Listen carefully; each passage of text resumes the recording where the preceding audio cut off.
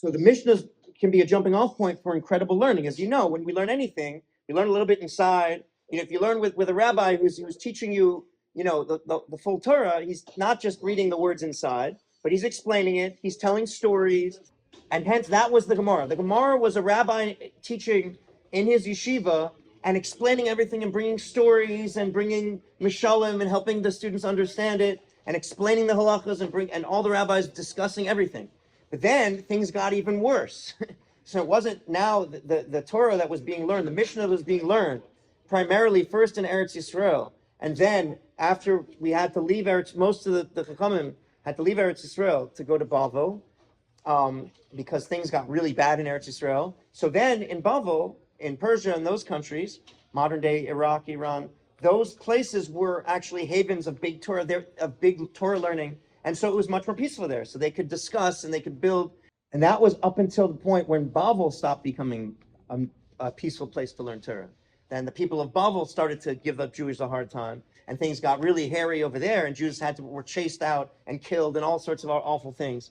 That ultimately Hashem meant to spread the Torah in the world, but in the meantime, Jews had suffered through it. And so at that point, the Chachamim at that time decided all those discussions they're having in those yeshivas, those have to be written down too. So that's the Gemara, yeah?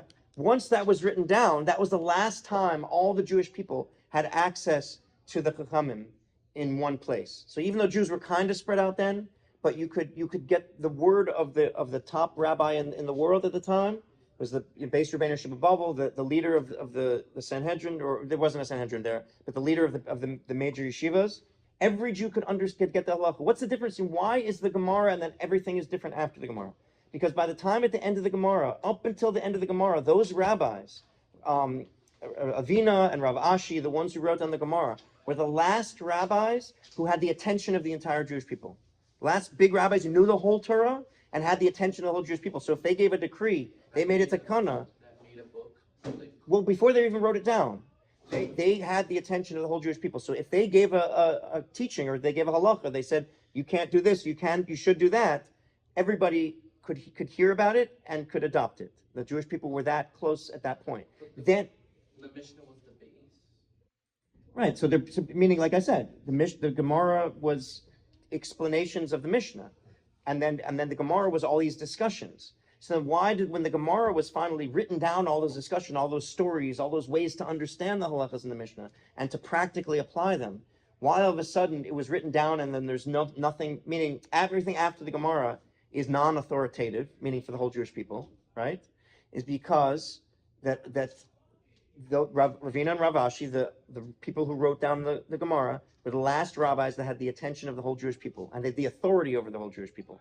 So after that, so they decided that because the Jewish people are all getting spread out and there's going to be Jews over here who are not going to even hear about the rabbis over there, which is what happened in the very next generation, so they wrote down the whole Gemara. So now you have the whole... So then you have something written that people could take with them, and if you're going to France, or they're going to Morocco, or they're going to Germany, and they have no contact with the rabbis, each other, but they're all learning from the same Torah, essentially learning from the Rebbe, Rav Ashi, Ravina, who were the last Rebbe who had the attention of all the Jewish people. They don't have their own concept.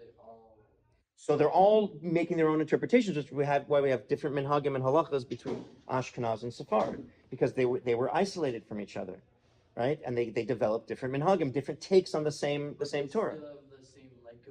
Still the same exact Gemara, yeah, exactly.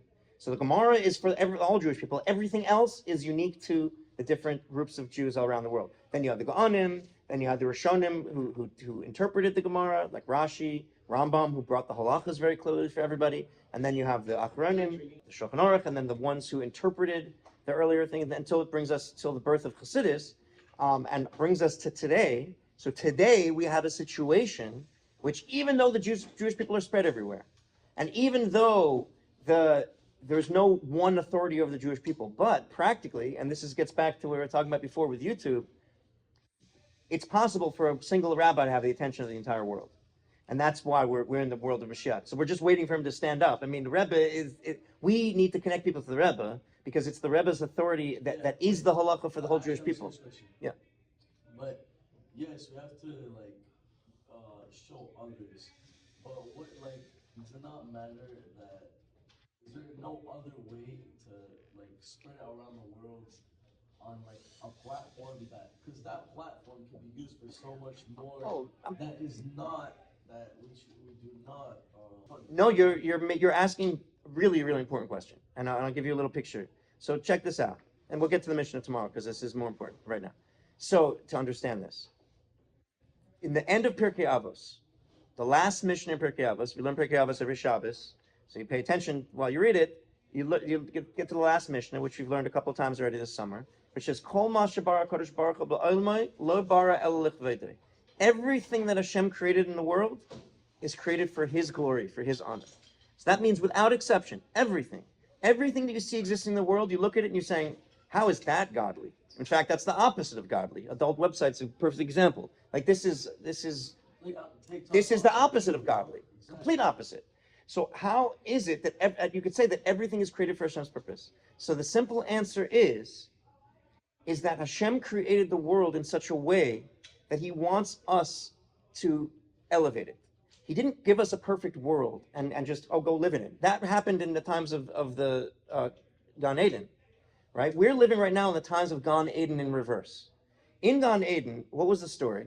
Adam and Chava were put into a world of paradise. What was the paradise? There was no Yetzer Hara that was keeping them from, that was going to kill them, meaning there was no death in the world.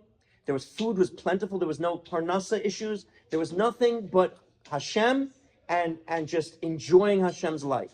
That was Gan, and it was in the physical world. And that was Gan Eden. But for reasons that Hashem knows that we can get into it more in detail, that there was, Hashem created, it's called a Madar HaKlippos. It was a realm of evil, of negativity, of darkness, Ra, but He kept it separate from Gan Eden. It was hidden under the ground. It was hidden under the ground, essentially. Yeah? And it was kept separate from Adam and Chava and all the other creatures. So they lived in a paradise. When Chava and Adam ate from the tree of good and evil, right? What did they do? They opened up that Mador of Klippas, that box of Klippos, and they let it enter the world. So the world became a mix of good and evil. And there's a deeper reason for that, is because that human beings have a job to now take that world and that evil in the world and elevate it until the whole world now becomes, meaning if it's just pure good and there's no negativity, there's no one to fight, yeah? If you go to show up at a basketball court and there's no other team, it's not much of a game, right? If you show up and the team is like, if you're an NBA team and you're playing third graders, it's also not much of a game. But if an NBA team shows up and they're playing another champion team, then that's a real game. Then the championship is a real championship. Our experience in life, Hashem didn't want us to go and play pickup basketball and just enjoy just shooting some baskets. He wanted us to enjoy an NBA championship. So He gave us a real opposition. Hold on. And so that the world got mixed up with that opposition. That's the Ra.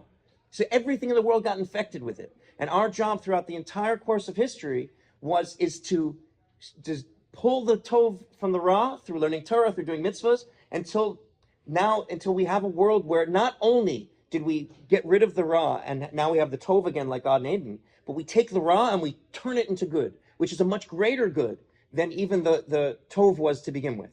Okay? So this is, I'm going to answer your question just a second. So now we have this whole idea of, we are right now in Gan Eden in reverse. All the klippas have gone back into a Mador. The real world has been, as the Rebbe told us, has been cleansed of klippas. There's still negativity in the world only because it still exists in a way that people have access to it, but it's been separated completely. The way the Rebbe puts it is, avodas haberurim has been finished. The work of separating the good from evil has been finished. The Rebbe said that clearly many, many times. So what that means is that the klippas have all retreated to its box again. But the goal, Hashem's goal, isn't to just lock it in a box and then go back to where we were before. He wants to turn that box into something good too. What is that box? What's a good mashal for that box, at least? Is the internet. The internet is full of schmutz. It's full of klippas. Yeah, so a person could, negativity, negative forces. Now, things that are against Hashem's will. Now, a person could take the approach of, I'm going to live like before Gan Eden, before the Chet Eitz Hadas, and I'm going to avoid the internet, and that would be a reasonable thing to do, unless you learn Chassidus and you learn that our goal is to strengthen ourselves with Tov, strengthen ourselves with our connection to Hashem, and then go to the realm of Klippos and shine up Hashem's light there and destroy all the Klippos over there or transform them to good. So yes, there's schmutz there, but by teaching Torah, we reclaim it for Hashem. If you look for Shirim online, there's more and more incredible Torah. Yeah. Think about it as what you are trying to claim. TikTok. What page are we in tomorrow? All of it. And if somebody says this is not your realm, we just learned that in Chumash. If the non-Jews say to the Jewish people, you are thieves, you took Eretz Yisrael from us, if they say you're trying to put Torah on this platform is meant for just adult things and ridiculous nonsense, then we answer them what Rashi tells us to answer them. Well, listen, Hashem created this. You may have started it with your schmutz, but it's ours to elevate with Torah.